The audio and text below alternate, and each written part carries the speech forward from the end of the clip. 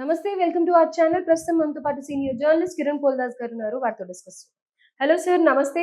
Hi అండి. నమస్తే అండి. సార్, సో ఇవాళ 2 ఇంపార్టెంట్ న్యూస్ ఉన్నాయి. దాని గురించి మాట్లాడదాం. ఒకటి, సోనూ సూద్‌ని అరెస్ట్ చేసే అవకాశం ఉంది అని అంటున్నారు. హ్మ్. ఎందుకని అనేది ఒక రీజన్ చెప్పండి. అలాగే ఆల్రెడీ రామ్ గోపాల్ వర్మ మీద కేస్ పెట్టడం, ఆయన ఏంటి బెయిల్ తీసుకోవడం, తర్వాత అటెండ్ అవుతాను అని చెప్పడం, ఇవన్నీ చూస్తూనే ఉన్నాం. అయితే ఇవాళ ఒంగోల్ పోలీస్ స్టేషన్‌కి ఆయన వెళ్లారు. సో ఆయనను అరెస్ట్ చేసే ఛాన్సెస్ ఏమన్నా ఉన్నాయా? ఈ 2 భిన్నమైన అంశాలండి. ఒకటేమో వెధవ పని చేసినందుకు పోలీస్ స్టేషన్‌లో హాజరు కావడం. రామ్ గోపాల్ వర్మ. ఆ! ఒకటేంటంటే పొరపాటుగా హామీ ఉన్నందుకు, సాక్ష్యం ఉన్నందుకు ఆయన్ని కూడా అరెస్ట్ చేసే అవకాశం సోనూ సూద్. సోనూ సూద్. సోనూ సూద్ అనే వ్యక్తి ఎంత మంచి వ్యక్తో మనందరికీ తెలుసు. హ్మ్. కరోనా వచ్చినప్పుడు ఆయన చేతికి ఎముకలేనట్టుగా దాన ధర్మాలు చేశాడు. అంటే ఆయనకు ఒక ట్రస్ట్ పెట్టాడు. ఆ ట్రస్ట్ ద్వారా వచ్చిన డబ్బులన్నింటినీ కూడా అనేక మందికి, కొన్ని వేల మందికి సహాయ సహకారాలు అందించిన వ్యక్తి. చాలా గొప్ప వ్యక్తి సోనూ సూద్ అని చెప్పాలి. ఈ భారతదేశ సంస్కృతి, సంప్రదాయాలు, ధర్మాన్ని కాపాడేలాగా ఆయన చాలా మందికి చాలా వితరణ చేశాడు ఆయన. కొన్ని సందర్భాల్లో అత్యవసరము ఇంత పెద్ద ఇంజెక్షన్ కావాలి, ఇన్ని కోట్ల రూపాయల ఇంజెక్షన్ కావాలంటే కూడా ఆగమేఘాల మీద హెలికాప్టర్లు పంపించిన వ్యక్తి. అవును. సో ఒక రకంగా చెప్పాలంటే సోనూ సూద్ లాంటి వాళ్ళు ఈ సమాజానికి అవసరమైన వ్యక్తులు. కానీ పొరపాటుగా ఏం జరిగిందంటే ఒక లావాదేవీ అంశంలో సాక్షిగా ఉండిపోయారు ఈయన. ఓకే. ఈయనకేం సంబంధం లేదు, కానీ సాక్ష్యం ఉన్నారు ఈయన. సాక్ష్యం ఉన్నందుకు కోర్టులో ఎవరైతే బాధితుడు ఉన్నాడో, బాధితుడి తరపున న్యాయవాది సోనూ సూద్ గారు అయితే దీంట్లో ప్రత్యక్ష సాక్షి అండి. ఆయన ప్రవేశపెడితే ఆయనైతే వాస్తవాలు చెప్తారంటే సోనూ సూద్ గారిని అటెండ్ అవ్వమని కోర్టు పలుమార్లు చెప్పింది. చెప్పినా సోనూ సూద్ గారు అటెండ్ కాలేదు. అంతకుముందు ఆయన నేరం చేయలే, అటెండ్ కాలేదు. అటెండ్ కాకపోయేసరికి అరెస్ట్ వారెంట్ జారీ చేసింది. నాన్ బెయిలబుల్ అరెస్ట్ వారెంట్ జారీ చేసింది.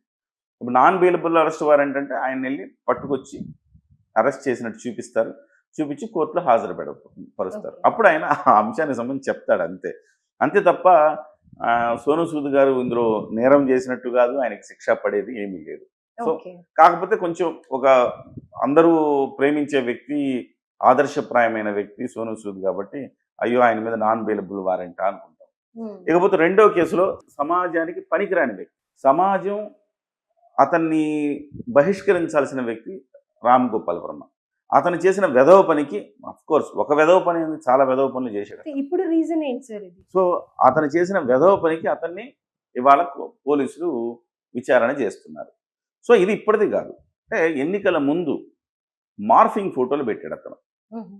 చంద్రబాబు నాయుడు, పవన్ కళ్యాణ్ గారు, లోకేష్, ఈ ముగ్గురికి చీరలు కట్టి వాళ్ళ ఫేసులు పెట్టి, ఆడవాళ్ళ ఫేసులకి వీళ్ళ ఫేసులు తగిలించి మార్ఫింగ్ చేసి ఫోటోలు పోస్ట్ చేశాడు. ఆయన చేసిన నేరాల ముందు అది చాలా చిన్న నేరము, కానీ ఏదో ఒక టెక్నికల్ రీజన్ ఒకటి ఉండాలిగా. ఇది టెక్నికల్ రీజన్గా బాగా పనికి వస్తుంది. కాబట్టి దీని మీద తెలుగుదేశం నాయకుడు, స్థానికంగా ప్రకాశం జిల్లా మద్దిపాలెంలో ఒక నాయకుడు కేసు పెట్టడం, ఆ కేసు పెట్టిన మీద పోలీసులు ఆయనకు అరెస్ట్ వారెంట్ జారీ చేయటం, విచారణకు రమ్మని అడగటం. సో పలుమార్లు అడిగినా కానీ ఆయన రాకపోవటం, చివరికి పోలీసులు నోటీసులు ఇవ్వడానికి వాళ్ళ ఇంటికి వచ్చినప్పుడు కూడా ఆయన నోటీసులు తీసుకున్నారు కానీ తిరిగి రాలేదు. మళ్ళీ పోలీసులు అరెస్ట్ చేస్తారని చాలా రోజులు ప్రచారం జరిగింది. కానీ ఈయన ఏం చేశాడు, నేరుగా కోర్టులో వేసుకున్నాడు. క్వాష్ చేయండి నా పిటిషన్ని, నా కేసును కొట్టేయండి అని చెప్పి పెట్టుకున్నాడు. అట్లా ఏం లేదు, మీరు విచారణకు హాజరు కండి అని చెప్పేసి కోర్టు చెప్పింది. కోర్టు చెప్పిన తర్వాత కూడా ఇతను హాజరు కాల విచారణకు. మళ్ళీ ఆ కోర్టుకు కూడా ఏమని పెట్టుకున్నా అంటే, నాకు వ్యక్తిగత హాజరు నుంచి మినహాయింపు ఇవ్వండి, నేను కొన్ని రోజులు అవైలబుల్ ఉండట్లేదు. సో అంటే కోర్టు లేదు, మీరు వచ్చి వ్యక్తిగతంగానే హాజరు కావాలని చెప్పింది. కొన్నాళ్ళు అరెస్ట్ అయితే చేయొద్దు రామ్ గోపాల్ వర్మని, కేవలం విచారించండి అని మాత్రమే కోర్టు ఆర్డర్ ఇచ్చింది.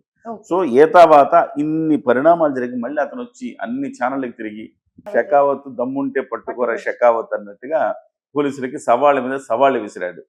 ఇవన్నీ ఛానళ్ళు కూర్చొని పోలీసులు కూడా చేష్టలుడి కూర్చుండిపోయారు. ఏంటంటే వాళ్ళకి సరైన టెక్నికల్ రీజన్ దొరకట్ల అతను ఎలా అరెస్ట్ చేయాలో.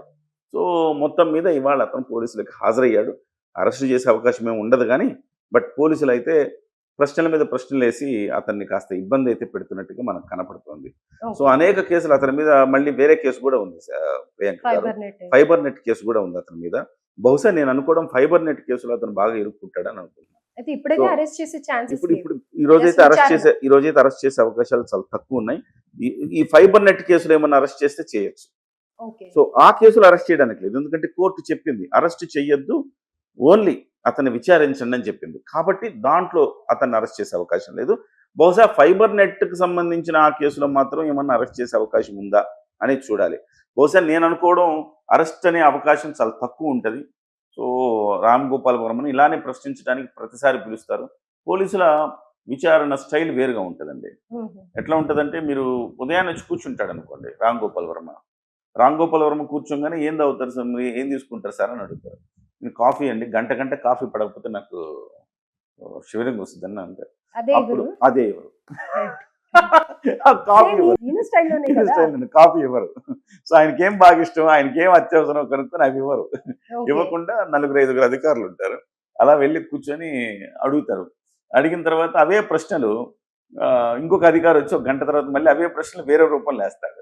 మళ్ళీ ఇంకో అధికారి వచ్చి మళ్ళీ అవే ప్రశ్నలు ఇంకో రూపంలో వేస్తాడు. సో ఇవన్నీ కూడా వాళ్ళు ఏం ప్రశ్నలు వేసి ఏం సమాధానం చెప్పడం మొత్తం తీసుకుంటాడు. సో ఒకసారి అబద్ధం చెప్పొచ్చు, 2 సార్లు అబద్ధం చెప్పు, ప్రతిసారి తిప్పించి అంటే ఆయన స్టైల్‌లోనే ఇప్పుడు ఎందుకండి ఇట్లా ఏమైనా మాట్లాడే ఛాన్సెస్ కూడా ఉన్నాయా? ఉంటాయి. అట్లా మాట్లాడితే ఒప్పుకుంటారా? ఒప్పుకోరు. రామ్ గోపాల్ వర్మ ఏంటంటే సహజంగా మీడియా యాంకర్లతోటి హ్మ్. కాలికేస్తే తలకి మెడకేస్తే ఏమో కాలికేస్తుంది చేస్తానేమో, ఆ, అయిందేమో ఇలా అంటారు. మాట్లాడతారు. అట్లా కుదరవు. అట్లా కుదరవు, తోలు తీస్తారు. హ్మ్. ఒళ్ళు దగ్గర పెట్టుకుని సమాధానం చెప్పాలి. ఓకే. సో బహుశా ఈ ఒళ్ళు దగ్గర పెట్టుకుని సమాధానం చెప్పే క్రమంలో ఏదో ఒకటి ఆ వీడియో అనకపోవడం, ఏదైనా ఒక బిట్ బయటకేస్తే బాగుంటుంది కదా! ఒక బిట్టు బయటకు వస్తే బాగుంటుంది. నిజంగా కూడా ఎలా విచారణ జరిగిందో ఒక బిట్టు బయటకు వస్తే బాగుంటుంది.